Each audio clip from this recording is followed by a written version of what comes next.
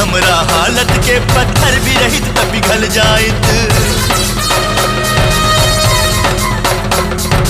कितनो बोलैनी तोहरा के फिर भी ना अइलू तू, बहे लगल अखियन से हमरा आंसू बन के लहू, आंसू बन के लहू, आंसू बन के लहू। रो रो के यदि हम मर जाइब त इतना वफा निभा दीहा, आंचल के अपना कफन बना के चुपके से दफना दीहा, आंचल के अपना कफन बना के चुपके से दफना दीहा, चुपके से दफना दीहा।